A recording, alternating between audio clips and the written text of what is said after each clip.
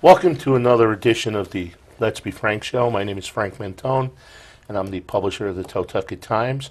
I'm going to apologize before we start. I'm fighting allergies, but they tell me the show must go on, so I'm going to let my guests do most of the talking, which is unusual because I'm usually a pretty good talker, as most of you know. My guest this evening is our town manager, Michael Paulhus. Welcome to the show this evening. Thank you, Frank. Great to be here. And we're at budget time. The last few shows, we had the superintendent of schools, we had the mayor, and now we have the town manager. So hopefully, we can inform you as we try to do with some things. So the first thing is, it's budget time. How are we doing?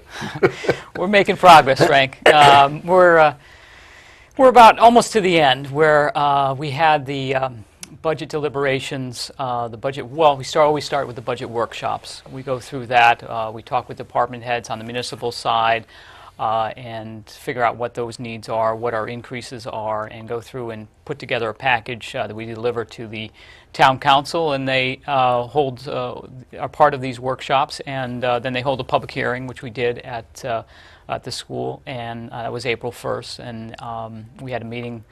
A couple of meetings this week to talk about where we need to go and what we need to get to, and at this point we're pretty close, but there's still going to be one more meeting on Tuesday the 15th, and that'll be to clean up anything else that they want to take a look at, maybe make some additional cuts or adjustments, if you will, in terms of the budget, and then proceed with the question, putting together the question and the increase. And as it stands right now, again, subject to the town council taking the final look on the 15th, we're about actually about a 0.92 mil increase, so under a mil increase at this point.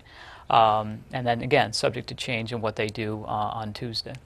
Now, what does that mean to the average homeowner? 2 mil increase. What does that mean? Is how much is that going to come out of my pocket per year or per? Yeah, well, it depends, because it's hard to say exactly what it means, because every homeowner's value is different. Right. So we value a mill at 1.2 million. And it doesn't really mean a lot for the taxpayer. And so we try to use an average.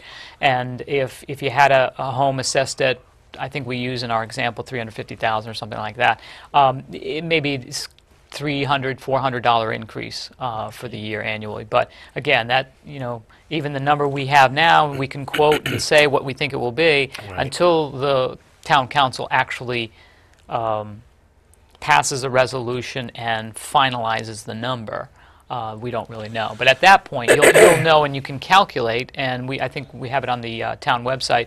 It'll show you based on a calculation. I mean, there's a formula. You can take the mill rate multiplied by your assessment, you'll get what your increase will be.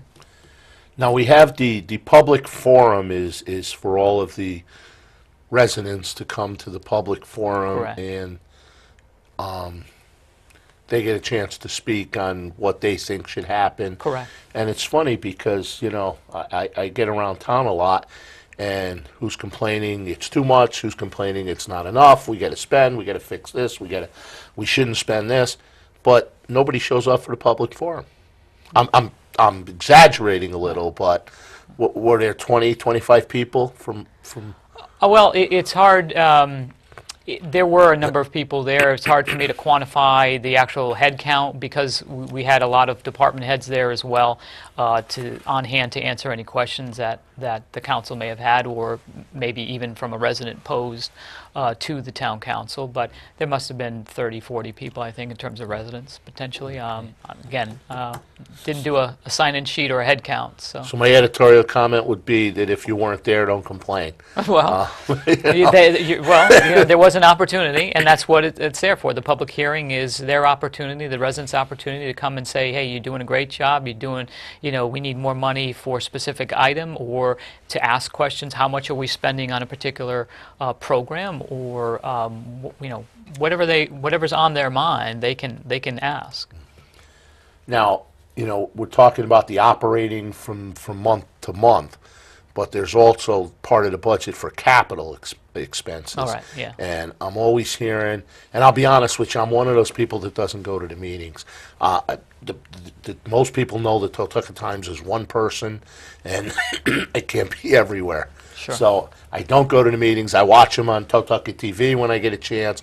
But I know there's a lot of talk about capital because there's not enough money to fix this, to fix that. How are we? Where are we on capital? What needs to be done? Well, it's a great point, great question, because capital is a large part of the budget, and there are large needs. They're big-ticket items. When you talk about public works and dump trucks and plow trucks and fire department, looking at tankers, pumpers, hose and gear, to even the school system on the school side. They have, tracks that need to be repaired, bathrooms, slabs, and those were the top three that came up in discussion. So the list for capital is long, and including roads and repairing roads, and those costs are very high. So you either have enough money in the capital reserve to handle that, or to continue to fund the capital reserve, or you can do it, in bond short-term money if you want, in terms of short-term financing. But I think we went through, or the council went through and looked at Public Works dump truck. I think was about $250,000. A fire tanker was about $250,000. And there was another body for Public Works, another truck, just fixing the body, not buying a whole truck, about $55,000, something like that. And then on the school side, they had bathroom facilities they needed to upgrade. That was about $118,000. There was a laboratory or science classroom that needed to be upgraded for about $88,000, and the track. And the track was there, probably a $65,000 item. And so the council took a look at that, proposed, potentially putting that on the list and looking at it, trying to go through short-term bond anticipation notes potentially. But again, that's all subject to final review again on Tuesday. They may want to take something out of that. They might want to add something to that.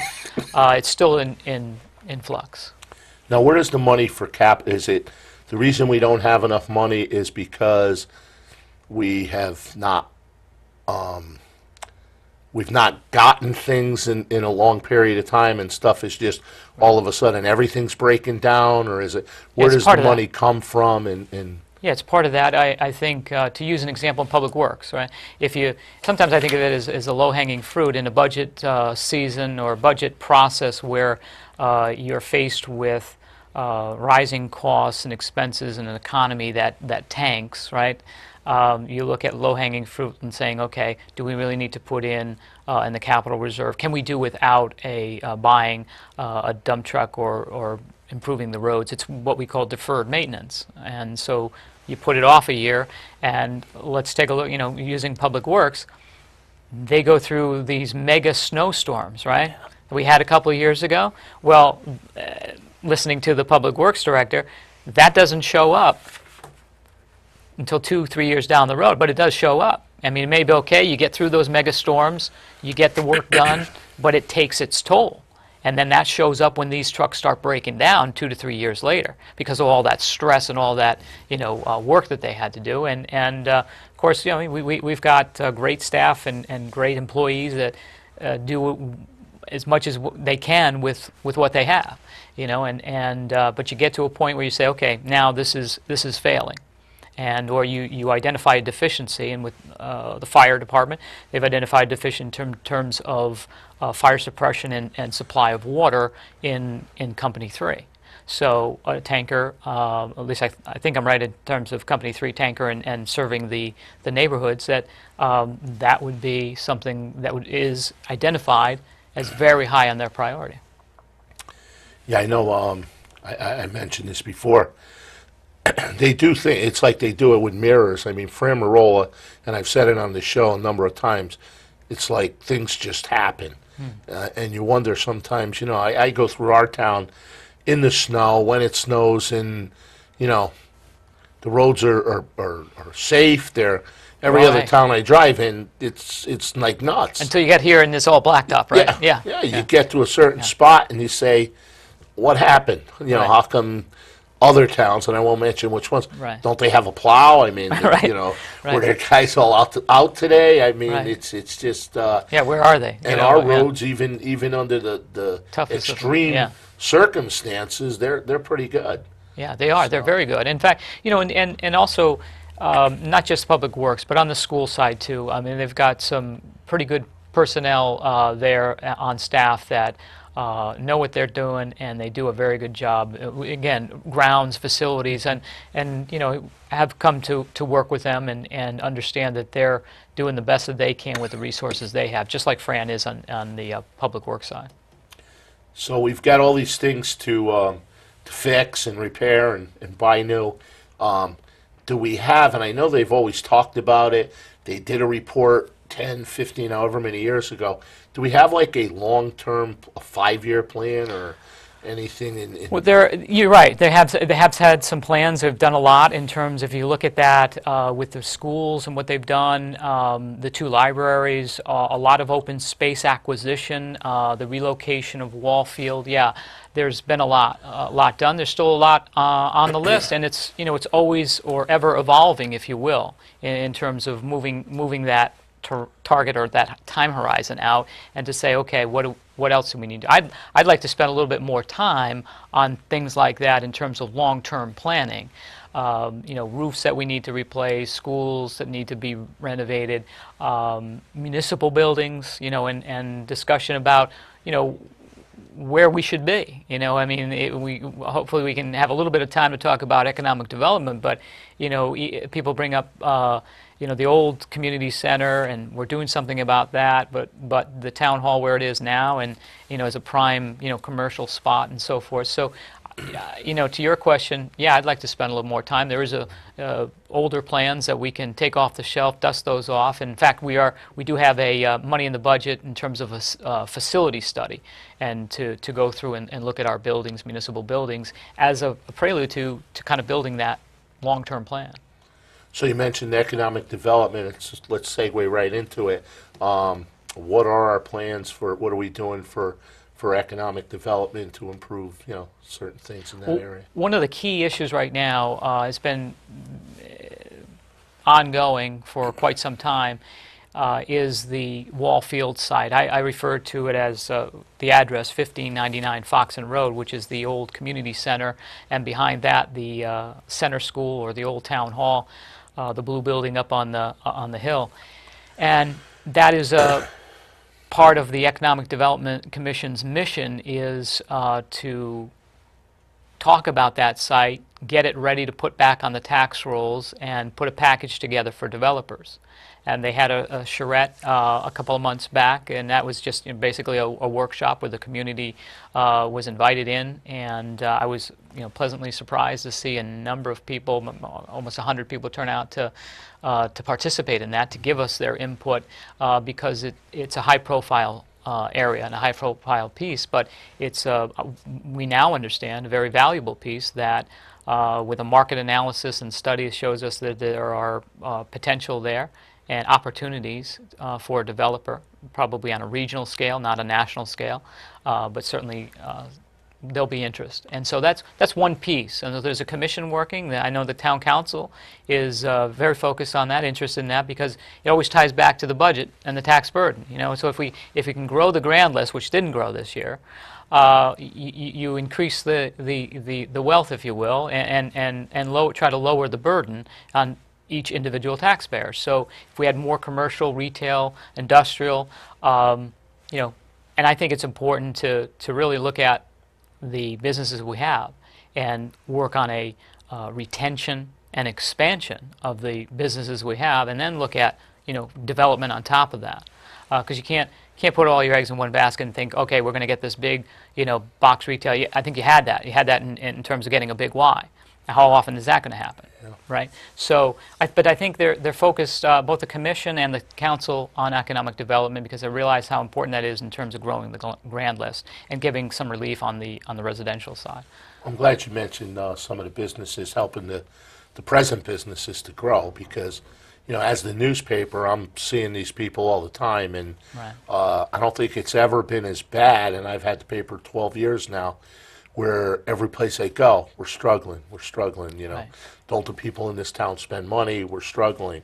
And then to drive down Route, the Route 80 and see like strips that usually used to have 7 or 8 storefronts in them, there maybe have 1 or 2 now, and it hurts the people that are still there because we're not getting traffic into those developments because there's only 3 businesses when there used to be 9 Right. or 8 or something. I'm throwing numbers. I mean, Right, I'm not. right. But as a cluster, as a synergy, that Right. you have this traffic that they. Right. I understand that completely, and I know you've said it. You hear this response from them, and think about it. If you go into a recession, in a prolonged recession, that we've 2008, we went in the tank, right, and now we're in 6 years into it. So you talk to business owners, they had a 2-year plan, right? Yeah. They could weather that. They were lucky enough to put a 3-year, 4-year plan together.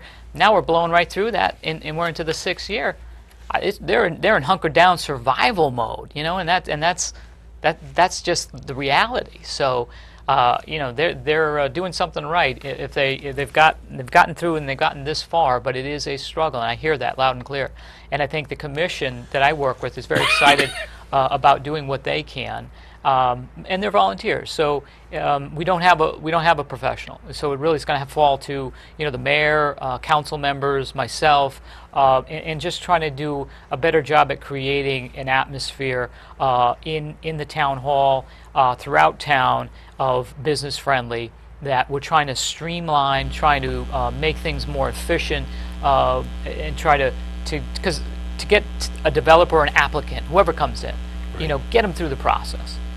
Sit with them, make sure they understand, and get them through the process. So time is money, right? So they're a business owner, they're looking to do business. We need to make sure we can expedite that as fast as possible. And that doesn't mean that we're bending any rules or we're looking the other way, because there are certain regulations that we have to do, and that's just this nature of the game. Now, I did get a press release the other day. I read it quickly, and I'm not on deadline yet, so I didn't study it. But this solar challenge, is that going to be something for the businesses? Is it something for the homeowners, for both? Yeah, both. Okay. Yeah, great program rolled out. At this point, Solar Challenge is focused on a residential, two components, if you will. First is sort of the base with home energy solutions. So basically a home energy audit. Okay, and I know this prolonged winter, we were talking about before the show started here, about the long season of snows versus that, those huge snowstorms, right? So people burning a lot of oil, burning, a lot of gas or whatever it is in their homes. So this is the first step in getting energy efficiency, okay, and looking at getting your house audited if you want as a part of a basic program, and then we're doing that with UI, and they're rolling out that program. But the Solar Challenge goes on top of that, where if somebody does a home energy audit, sees it where they can make some conservation efforts and lower their bills, they can take the next step to see if they want to go into some green energy in terms of doing solar panels, to invest in that those panels and the installation of that, to reduce their costs long term. So there's going to be a workshop on April 22nd, and the public's invited to get more information about that, and that can save residents, potentially save them money if they're doing both the home energy solutions audit, and then if they want to explore solar power, they can do that at this Solar Challenge. And it is, the Solar Challenge will also help, and businesses, there are programs out there for the business owners as well. And some of the larger energy consumers, looking at this in terms of long-term costs. Okay, now, is that the letter that went out that the homeowners got? Yeah, So I most think it of just the came out. homeowners have, by the time this show is aired, they've already gotten a letter explaining this Solar Challenge, so Yeah. it will be in the paper as well if you didn't see the letter or for some reason didn't get it. But that's all explained in the letter. Right, and so it's really kind of two programs running parallel, sort of, or if you want, trying to piggyback on one another, given this, it's spring, it's Earth Day coming up, and looking at not only saving money through an energy audit with UI, but also looking at green energy, alternative energy, in terms of this case solar. And there are other green opportunities out there, but in this case we're talking solar panel arrays, and building systems for residential, and but businesses are doing it as well. Okay, I'm jumping all around here because show's only half an hour and we want to get some things in. If we go longer, people think it's a town council meeting. Right. So we don't want to Yeah. go that long and punish them. The community center senior move. Yes. That was a big item a year and a half ago, and Right. people didn't want to drive to Norfolk. They did. It was going to be a money saver. How's that all working out at this point? Well, it's working out. It's coming together. We've kind of worked out the bugs, the growing pains of moving from there, and that's what created the economic development opportunity. First, Wall Field moved and vacated and moved, and then it was the community center out of their building up to the Stanley T. Williams, now it's Stanley T. Williams Community Center, Senior Center, and there were some growing pains. Quite honestly, getting in there, with the heating and systems and so forth, and security and so forth. Space is still a problem. I mean, it was originally designed to take advantage of the portables that were on the end, and that would be swing space, and that wasn't allowable because of health concerns, and it had deteriorated, and water and everything, and mold, and so those had to be taken down. So you have to be creative in terms of trying to do the best you can in the space you have, because they've grown, and I think the counts, the participation, and the memberships have gone up, and I think it's working out quite well at this point. But we're not finished. I mean, we still went through to do the inside. Now we're transitioning to the second phase and doing the outside, which means we're going to go into the parking lot design, and it is going to be a redesign, reconfiguration of the parking lot, and it'll be dug out and resurfaced. So some of the complaints were, you get a great facility inside, and look at the parking lot, I could trip and fall, and it's dark, and we want to use this. This facility is going to be used year-round. So you get into the fall, and it gets dark early, and you're in there working out before, say 5 or 6 o'clock. It's dark. You want to go out there, and there's no light out there. So we're addressing the lighting issue, and we're addressing the parking, and the parking, in addition to being broken up and dilapidated, we didn't have enough spaces because it's still functioning. The other side of the school is still functioning for administrative offices. Yeah. And the FRC. So we hopefully the plan goes through. We'll have about a net increase of about 60 spots, and so that'll go in. We'll start moving on that this spring, and you'll see activity. Well, that's a unique situation because half of it's run by the school system Right. on one side and the other half. Now, what do you have to do with the schools and the school budget and all of that stuff? Well, I do.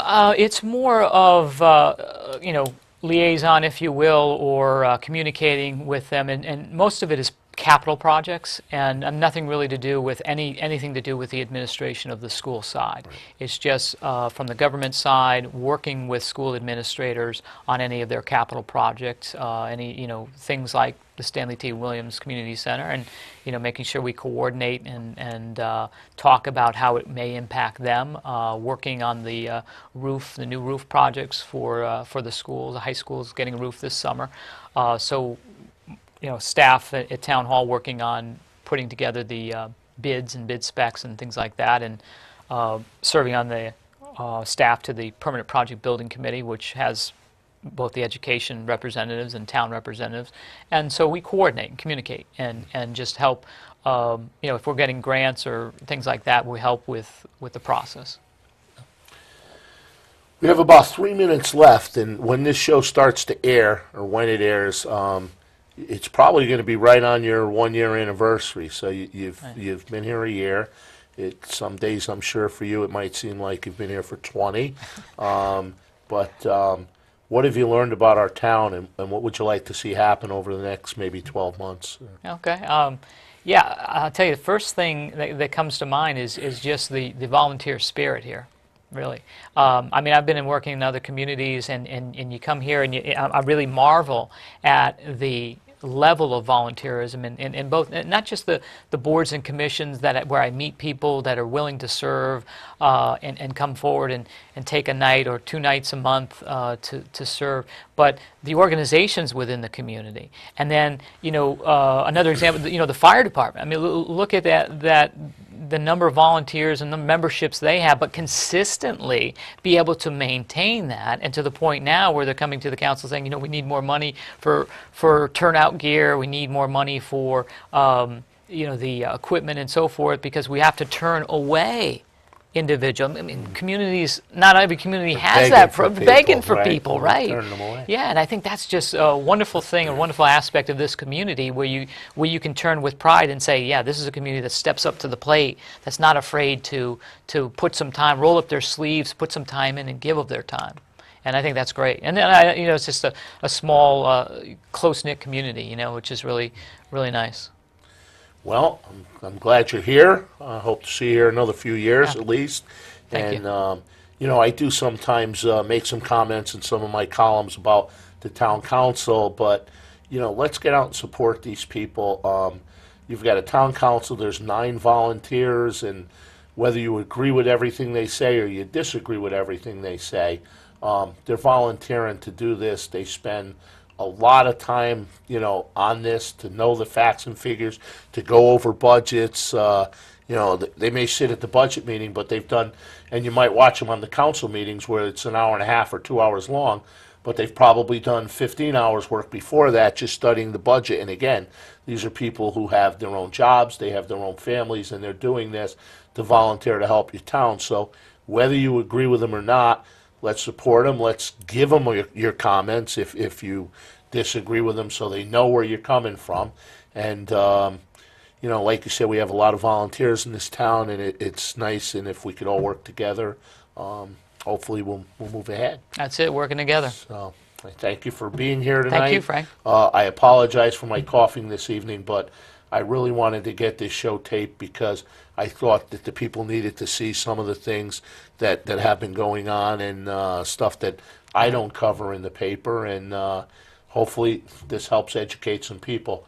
I thank our director, Alex Polchowski.